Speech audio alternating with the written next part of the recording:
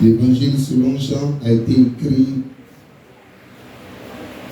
par l'apôtre, le prophète Jean, le disciple que Jésus aimait le plus. C'est le 4e livre dans le classement du Nouveau Testament. Le 4e livre du Nouveau Testament. C'est vous que j'attends pour faire la lecture. Quelqu'un qui est de la maison sait que notre première lecture, on se tient debout. Dieu vous bénisse. Amen. Après cela, il y eut une fête des Juifs et Jésus monta à Jérusalem.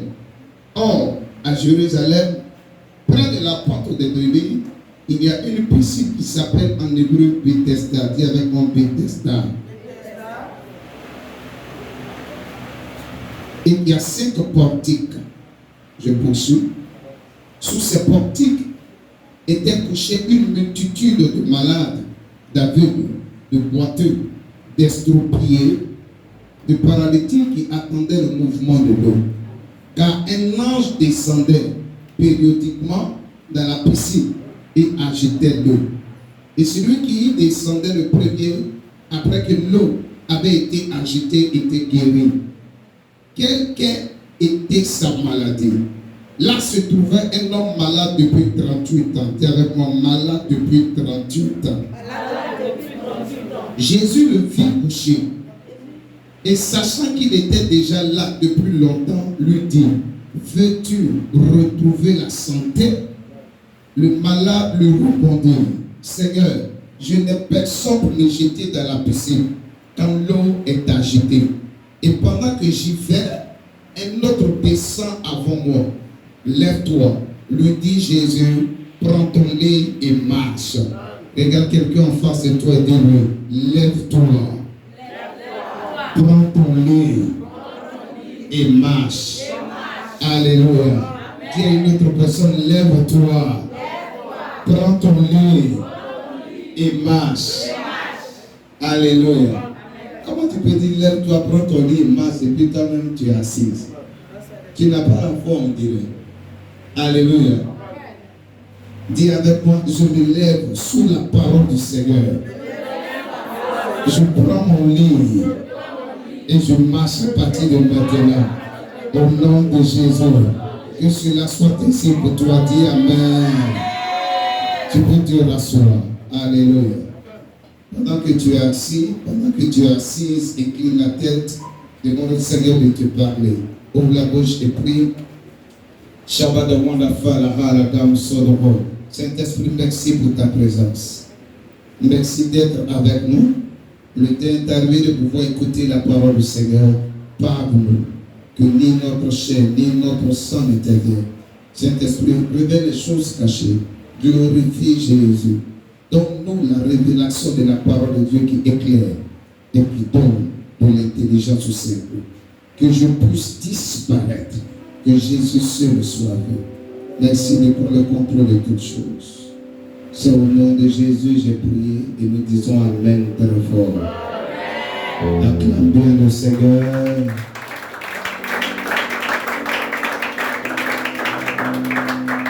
Alléluia. Marcher dans le miraculeux. Tel est le sujet que je veux partager avec vous. Tu peux noter marcher dans le miraculeux. Dis avec moi, marcher dans le miraculeux. Y a-t-il quelqu'un qui veut toujours marcher dans le miraculeux comme moi? Y a-t-il quelqu'un aujourd'hui qui veut que sa vie soit constamment une vie de miracle? Je prie au nom de Jésus que cela soit ton partage. Dis Amen fortement. Et reçois la grâce dans le nom de Jésus-Christ. Alléluia. Amen. Merci. La Bible dit, la fête des Juifs était arrivée. Et Jésus décide de monter à Jérusalem, la cité de paix. À Jérusalem, dans cette ville, près de la porte des brebis, il y a une piscine en hébreu qu'on appelle Bethesda. Dis avec moi Bethesda. Bethesda signifie la maison de miséricorde. Répète, la maison de miséricorde. Cette pistille portait le nom de Bethesda qui signifie la maison de miséricorde. En d'autres termes, peu importe la situation dans laquelle tu te retrouves, quand tu rentres à Bethesda, quand tu as accès à cette piscine, la miséricorde divine se manifeste dans ta vie. C'est le signe que les problèmes auxquels nous sommes confrontés, les souffrances qui se présentent à nos vies, les maux qui s'attaquent à nous, sont dus la plupart du temps au péché que nous avons commis ou au péché que nos parents ont commis. Alléluia. Nous avions fait beaucoup d'erreurs. Nos parents ont fait beaucoup d'erreurs. Où nous nous retrouvons dans un environnement où les gens ont fait beaucoup d'erreurs. Et nous subissons les fléaux, les conséquences de ces actions négatives posées par nous, peut-être, posées par nos parents, peut-être, posées par l'environnement dans lequel nous nous retrouvons. Quelqu'un me suit? Sur 100 personnes atteintes d'une maladie, d'un fléau, d'une situation compliquée, au moins 90 se retrouvent dans ce problème-là dû à des erreurs que ces personnes ont pu commettre, dû à des erreurs peut-être que les parents ont pu commettre, dû à des erreurs commises dans l'environnement. Alléluia. Mais je crois qu'en ce jour, la miséricorde parlera en faveur de quelqu'un. Dis amen bien. C'est quoi la miséricorde? La miséricorde est une forme de grâce. C'est le prolongement du pardon de Dieu. Pardon divin jusqu'à toi. Alléluia. Je pourrais encore donner une autre définition pour pouvoir t'aider. Alléluia. La miséricorde est vue comme Dieu qui prend sa corde et qui tend cela vers un homme qui se trouve dans la misère. Comme il est le plus fort, il te fera sortir de cette misère au nom de Jésus. Je veux dire à quelqu'un, tu es au bon endroit. La corde de l'Éternel est étendue vers toi. Elle te fera sortir de cette maladie en ce jour. Elle te fera sortir de cet endettement en ce jour. Elle te fera sortir de cette situation complexe en ce jour. Dis amen et reçois au nom de Jésus-Christ. Alléluia. Maison de miséricorde. La Bible dit, sous ces prodigues, il y en avait 5. Une multitude de malades aussi trouvaient, des aveugles. Dis avec moi, des aveugles. Des personnes qui ne voient pas. Des boiteux, dis des boiteux. Des personnes qui ne peuvent pas marcher. Alléluia. Des estropiés ou des paralytiques. Des personnes qui ont des difficultés à mettre en mouvement leurs pieds. Quelqu'un me suit? Est-ce que quelqu'un comprend ce que je dis? Qui attendait le mouvement de l'eau. Oh. Car un ange descendait périodiquement dans la piscine et agitait l'eau. Et celui qui descendait le premier, après que l'eau avait été agitée, était guéri. Quelle était sa maladie? Amen. Dans la maison de miséricorde, un ange de Dieu descendait dans la piscine qui s'y trouvait périodiquement. L'ange de Dieu descendait par moments. Il y remuait l'eau. Il y avait une multitude de malades dans cette maison. Des aveugles, des boiteux, des paralytiques. Quand l'ange descend, la première personne à toucher l'eau automatiquement était comment? Guérie. Tu es aveugle. Tu es le premier à te jeter dans la piscine. Tu vois clair. Tu es boiteux. Tu es le premier à te jeter dans la piscine. Tu te relèves. Tu es paralytique. Tu es le premier à descendre dans la piscine. Tu commences à marcher. Amen. Voici un homme dont le nom n'a pas été révélé. Suis-moi ici, s'il te plaît. Qui se trouvait dans la maison de miséricorde. Cet homme était malade depuis 38 ans. La Bible dit, il était couché sur un lit. Le lit le portait. Jésus, conduit Saint-Esprit rentre à la piscine de Bethesda, il constate que cet homme est malade depuis longtemps. Et Jésus lui pose la question: veux-tu retrouver la santé? Quelqu'un me suit? Tu sais toi-même qu'il est malade. Ça fait plusieurs années qu'il est là. Et tu lui poses une telle question. Voici la réponse du monsieur. Seigneur, je n'ai personne pour me jeter dans la piscine quand l'eau est agitée. Et pendant que j'y vais, un autre descend avant moi. On t'a posé une simple question. Regarde la réponse que tu donnes. Elle est longue. Veux-tu retrouver la santé? Oui, je veux retrouver la santé. C'est fini. Quelle histoire de raconter ton histoire? Je n'ai personne pour me jeter dans la piscine. Quand je m'approche de la piscine, il y a quelqu'un qui est le premier à tomber dans la piscine. Et il y a plusieurs personnes dans ce lieu qui se retrouvent dans ce contexte. Mon frère, Jésus te pose cette question aujourd'hui. Veux-tu voyager? Veux-tu te marier? Veux-tu retrouver la santé? Veux-tu sortir des endettements? Veux-tu connaître la gloire, la promotion, l'élévation? Dis oui, je le veux. Tu veux quoi? Il faut parler. Ce que toi tu veux n'est pas ce que ton voisin veut. Tu veux quoi?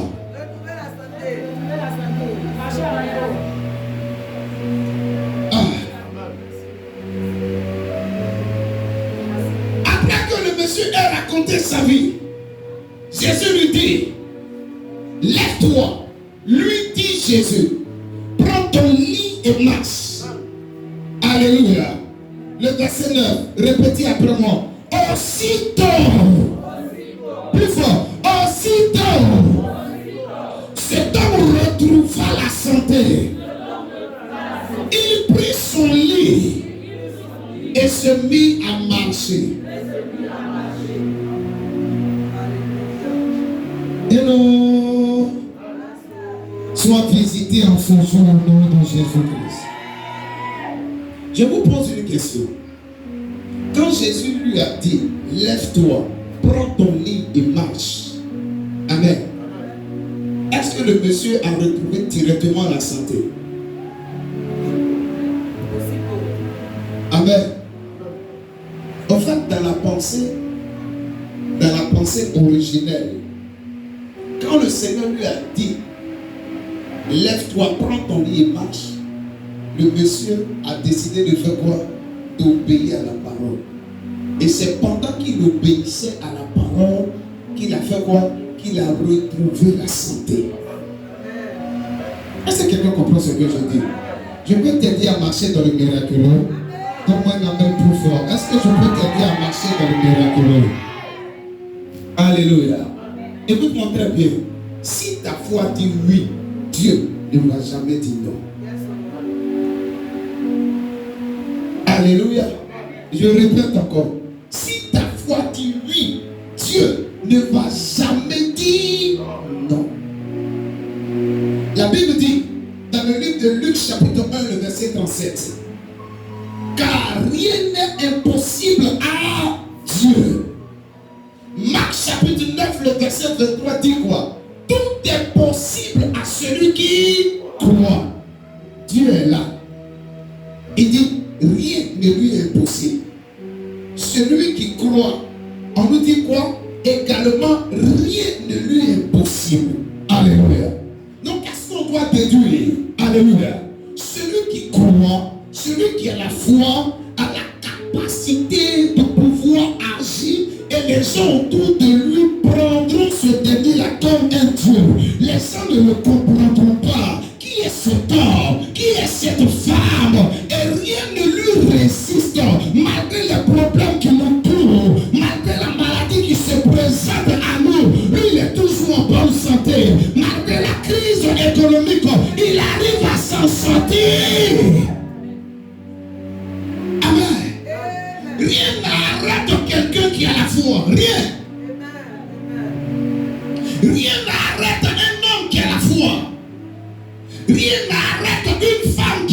foi. Nous sommes dans le dimanche de miracle. Et je veux ragaillader ta foi afin que le miracle soit ton quotidien dans le nom de Jésus. C'est possible que lundi tu marches dans le miracle, que mardi tu marches dans le miracle, que mercredi tu marches dans le miracle, que jeudi tu marches dans le miracle, que vendredi tu marches dans le miracle, que chaque jour de ta vie le miracle puisse se produire. C'est possible. C'est possible qu'il n'y ait pas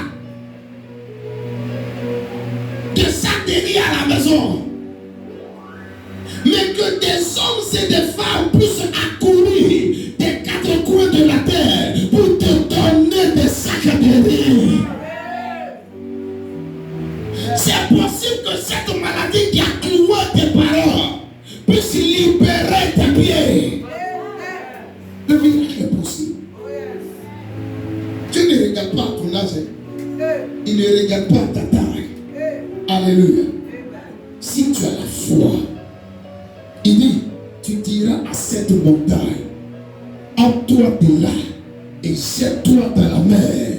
La montagne va faire quoi? Elle va obéir. Moi j'ai vu des gens qui n'ont pas passé le concours, mais qui sont à la fonction publique aujourd'hui. J'ai vu. Amen. C'est pas pour blaguer quelqu'un. La personne n'est pas allée s'asseoir pour aller composer. Et puis aujourd'hui, elle est en train de suivre sa formation. C'est impossible. J'ai vu des gens qui n'ont pas d'argent pour payer les factures. Et puis quelqu'un paye les factures. Et même ne savent même pas qui a payé les factures.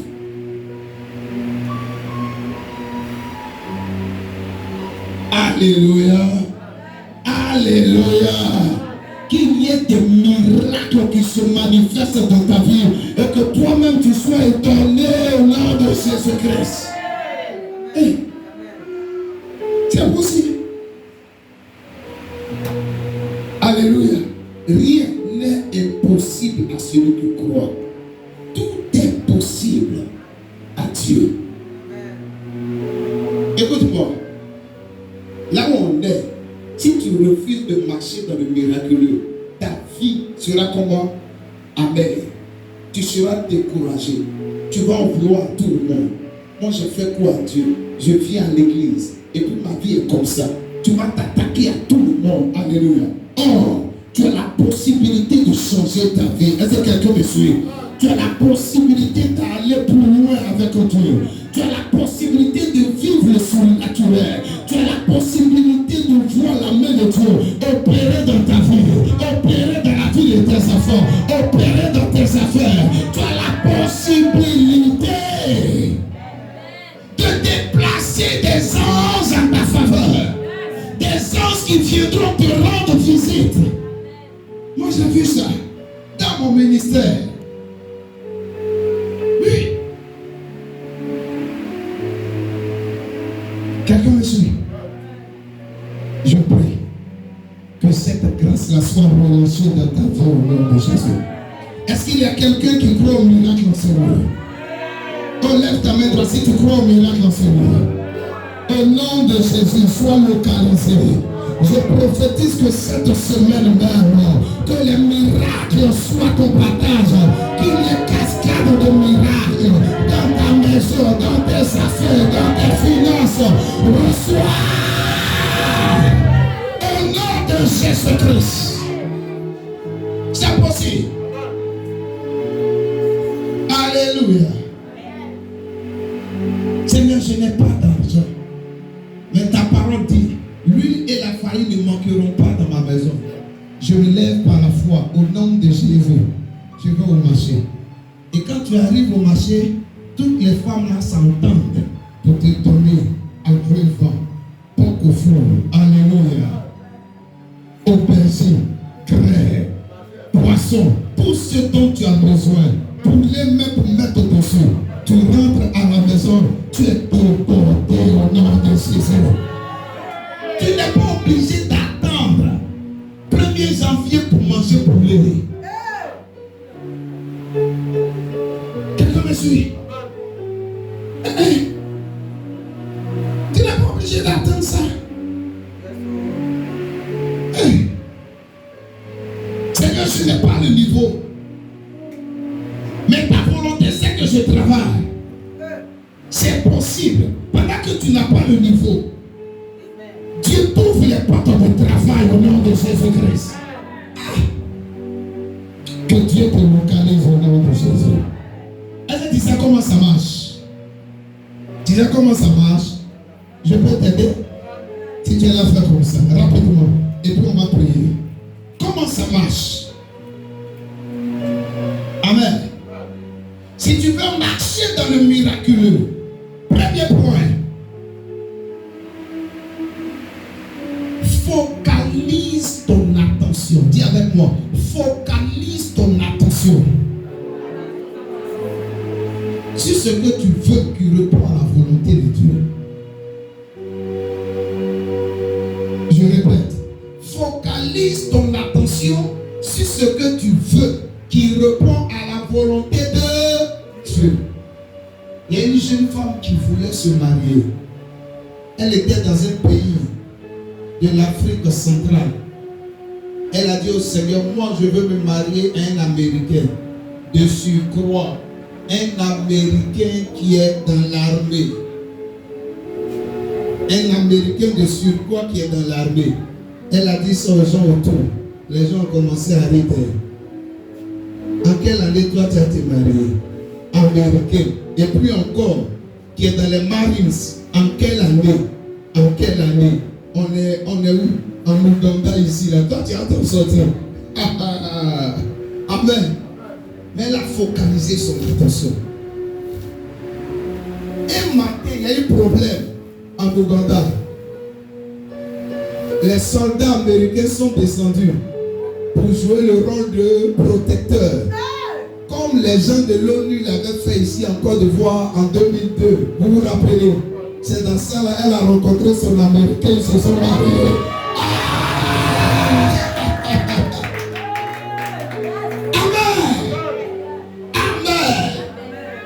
Il m'est arrivé de m'asseoir et puis j'ai dit, ce mois-là, voici la somme que je dois toucher. Amen, amen. Ça doit arriver tel million. Maman est là, et puis j'ai touché ça. Amen.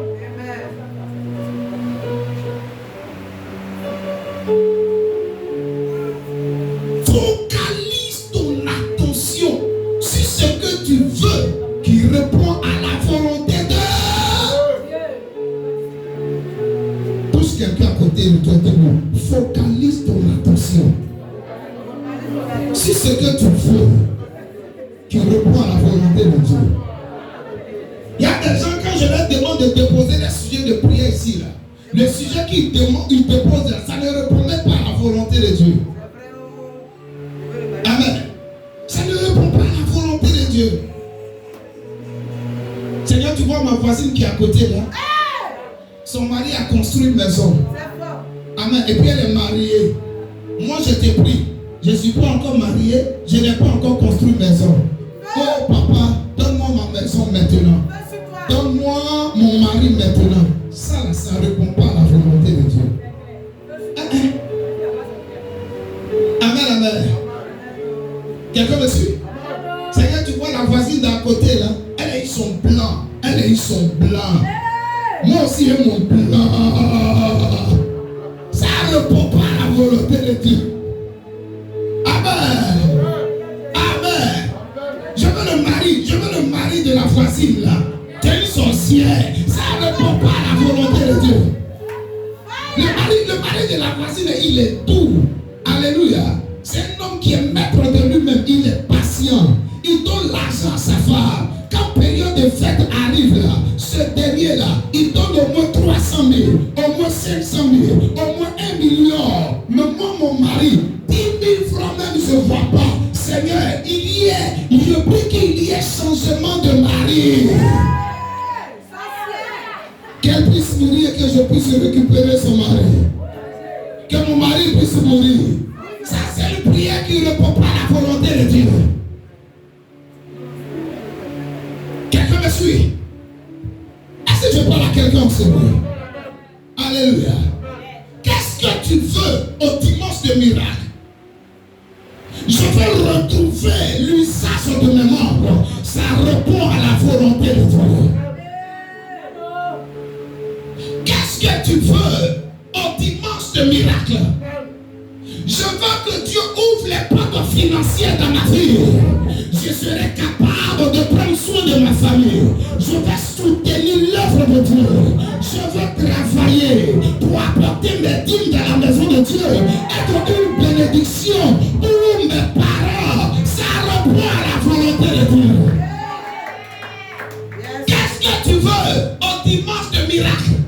Je veux que mon mari puisse me localiser, qu'il vienne demander ma main, parce que je veux sortir de l'immoralité sexuelle. Avance. Focalise ton attention sur ce qui répond à la volonté de Dieu. Je parle à quelqu'un en ce moment. Tu peux faire cet exercice-là, soit chaque mois ou chaque semaine. Amen. Ce qui répond à la volonté de Dieu. Tu écris ça quelque part. Ou chaque année. Pour que tu puisses avoir la facilité de faire quoi? De toujours voir ça. Moi j'ai écrit et puis j'ai déposé quelque part. Je sais que c'est un endroit où chaque jour je vais là-bas. Je peux aller là-bas plus de 5 fois. Amen. Donc quand j'y rentre, je vois ça. Ça fait quoi? Ça me rappelle la focalisation. Apprenez à être comment? Focalisant. Ne cherchez pas à tout avoir en même temps.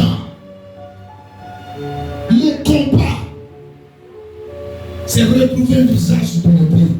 Mon combat, c'est le travail en cette année.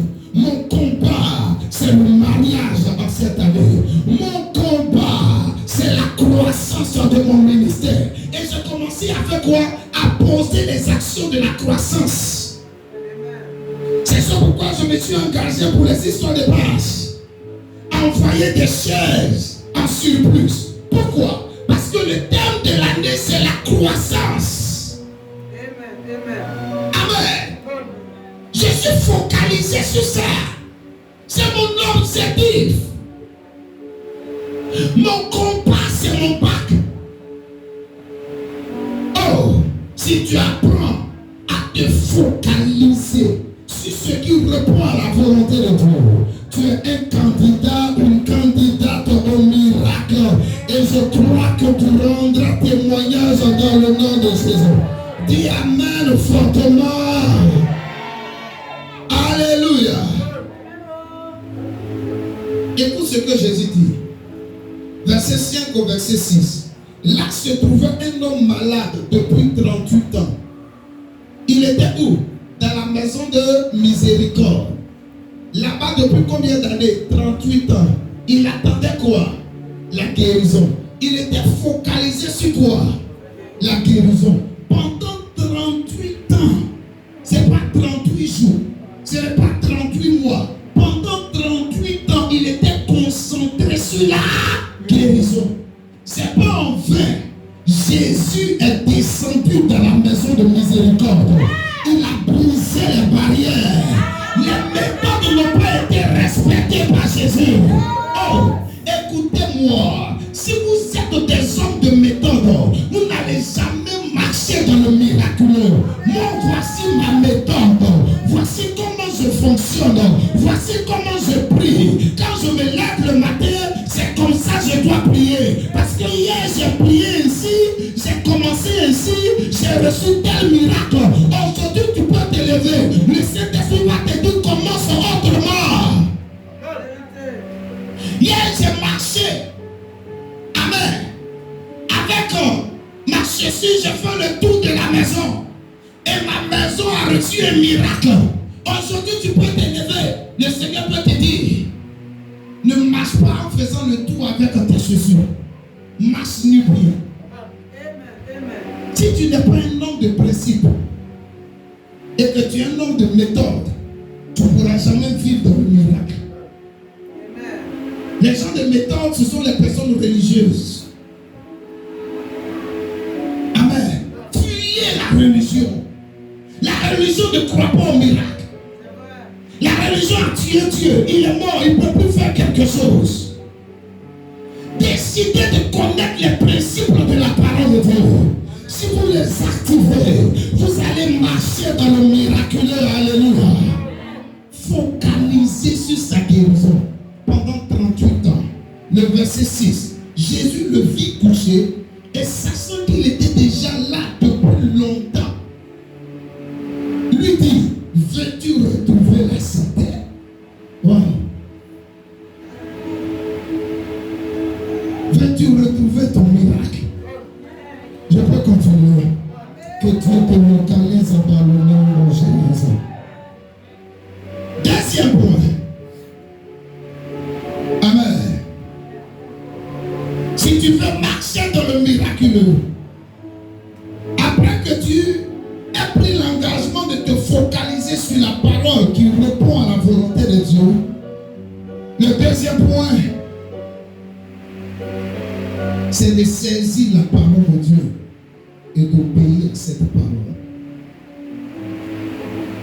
Dis avec moi, saisis la parole de Dieu et obéir à cette parole. Écoute-moi, par exemple, tu as entêté. Amen. Et puis tu commences à prier.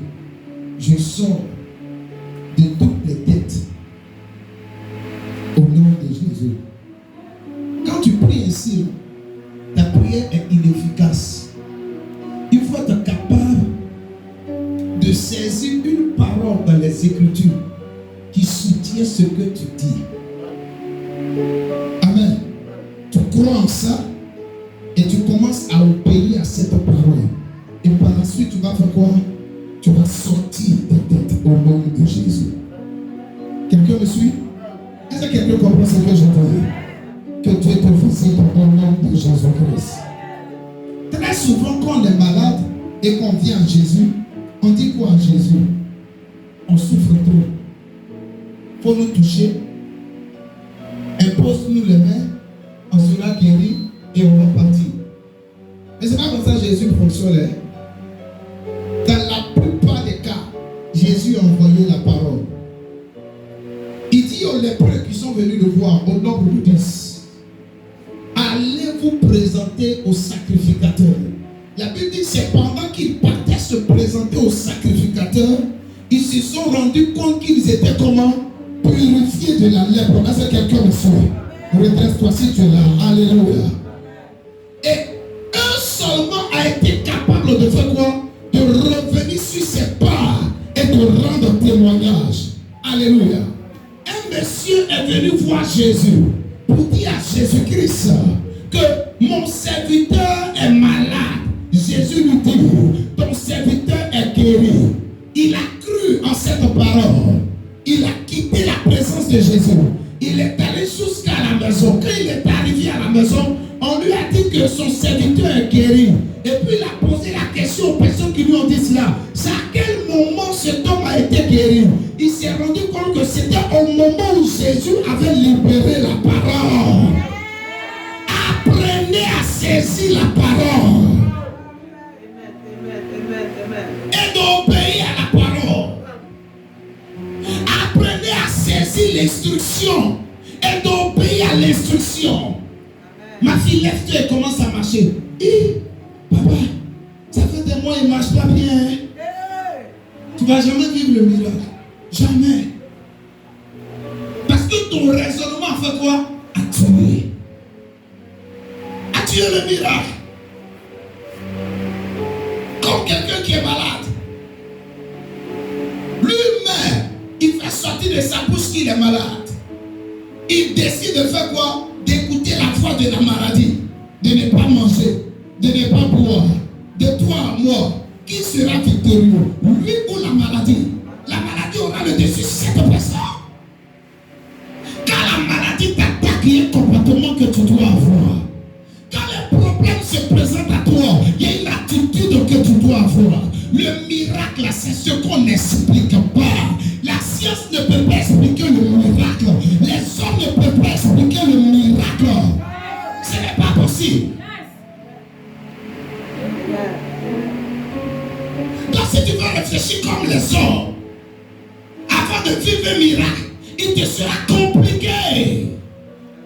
compliqué. Tu veux marcher dans le miraculeux. Deuxièmement, saisis la parole et obéis à cette parole. Soyez des personnes qui obéissent à la parole. Regardez, dernièrement, par exemple, j'avais reçu de l'argent, j'ai enlevé mes dîmes, et puis après avoir enlevé mes dîmes, ce qui me restait n'était pas suffisant pour pouvoir couvrir certains besoins de la maison ou de l'église. Mais le Saint-Esprit me dit d'enlever tel montant et puis d'envoyer à mon père biologique. J'ai tourné. Après, j'ai obéi à la voix du Saint-Esprit. Quand j'ai obéi à la voix du Saint-Esprit, c'était pratiquement que je l'avais fait. J'ai appelé mon père biologique et puis je lui ai fait le dépôt par mon père et mon aide. Ce jour-là, ma femme était auprès de moi et puis il m'a béni. Il était surpris. Il ne sait pas quel est le deal que j'ai eu avec le Seigneur. Quand j'ai obéi à la voix du Saint-Esprit, le lendemain, quelqu'un m'a fait un dépôt. Mais la chose qui m'a marqué, il y a une personne qui était pour moi un soutien dans le ministère, qui se trouve à l'étranger. Et cette personne, elle a fait un combo. Après avoir fait son business, on lui a donné de l'argent. Elle dit bizarrement qu'elle a reçu l'argent. Elle a entendu dans son esprit qu'elle devait envoyer les prémices de ce combo au serviteur de Dieu que je suis. Or, ça faisait des mois. La jeune dame ne rentrait plus en contact avec moi. Mais après l'action que j'ai posée, amen, le lendemain, elle m'envoie les prémices d'un combo par Western Union. J'ai obéi. J'ai vu quoi? J'ai vu le miracle dans ma vie. Ce qui fait qu'aujourd'hui, même si je suis à mon dernier pied, et puis Dieu me dit de donner. Amen, amen. Je crois que quand je vais sortir ici, amen, les besoins de l'église peuvent épuiser mes finances, peuvent prendre tout dans mes poches, mais la semaine, là, il y a des personnes que Dieu va appeler de partout pour remplir mon grenier dans le nom de ses eaux. Et il aura des bordements. Apprends à obéir aux instructions que Dieu te donne. Dis amen, Pierre. Dis amen, Pierre. Plus fort, dis amen, Pierre. Amen. Il dit, lève-toi, lui dit Jésus. Verset 8. Prends ton lit et marche. Cet homme s'est levé. Il a pris son lit et il a fait quoi? Il a marché. Comme je le disais, obéissez aux instructions que Dieu vous donne. Quelqu'un me suit? Tu l'as fait comme ça. Chaque jour, tu peux marcher dans le miraculeux. Chaque jour, tu peux voir la main de Dieu opérer dans ta vie. Je suis pratiquement à la fin de mon message. Focalise ton attention sur ce que tu veux, qui répond à la volonté de Dieu. Qu'est-ce que tu veux que Dieu fasse dans ta vie? Quel est le miracle que tu attends de Dieu? Deuxièmement, saisis la parole de Dieu. Obéis à cette parole. Saisis la parole. En rapport avec ce que tu veux, saisis la parole. Obéis à cette parole. Alléluia. Alléluia. Alléluia. Alléluia. Et le dernier point. Je peux te donner le dernier point. Est-ce que je peux te donner le dernier point? Amen. Je crois que si je donne ce dernier point, quelqu'un sera capable de pouvoir marcher sur les situations au nom de Jésus-Christ. Il y a des situations qui font que tu es devenu dépressif. Amen. Tu es devenu dépressif. Généralement, on dit la dépression, c'est un problème quoi? Psychologique, c'est faux. La dépression est un problème spirituel. Avant qu'elle ne soit comment? Psychologique. Les problèmes sont trop, tu ne sais où mettre la tête. Amen. Ce monsieur, la Bible dit, c'est le lit qui le portait. Mais quand il a obéi aux instructions du Seigneur, alléluia, il a été capable de porter le lit. Alléluia. Si tu obéis aux instructions du Seigneur, tu seras capable de marcher sur tes problèmes, de marcher à nouveau, de te relever, de voir tes affaires prospérer à nouveau, dans le nom de Jésus. Amen. La dernière instruction que je te donne, c'est écouter la voix de Dieu à propos. Écoutez la voix de Dieu à propos de ta situation. Écoute la voix de Dieu à propos de cette situation. Tu es en face de la mer Rouge. Amen. Tu es focalisé sur ta délivrance. Alléluia. Tu as saisi la parole de Dieu. Tu décides de pouvoir avancer. La parole de Dieu dit quoi? Je te délivrerai. Avance. Malgré la mer Rouge, tu décides de pouvoir avancer. Écoute la voix de Dieu à propos. Elle te dit, lève ton bâton. C'est un simple bâton. Alléluia. La mer Rouge, c'est une grande étendue. Mais il te demande, Dieu, de lever ton bâton. Prends le soin de lever ton bâton. La mer Rouge se fondra en deux. Tu traverseras cette mer. Tu la traverseras. Quelqu'un qui veut marcher dans le miraculeux et qui fait les choses ordinairement ne pourra jamais marcher dans le miraculeux. Jamais. Est-ce que je parle à quelqu'un seul?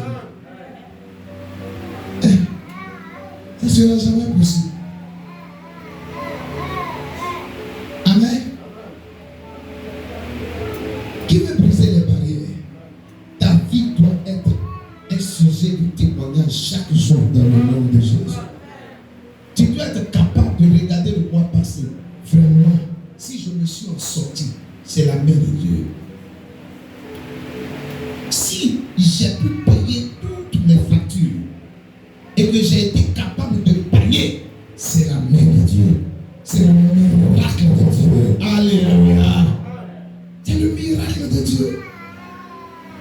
Que Dieu t'étonne au nom de Jésus-Christ. Que Dieu te surprenne dans le nom de Jésus. Si tu as compris le message, acclame au Seigneur, s'il te plaît.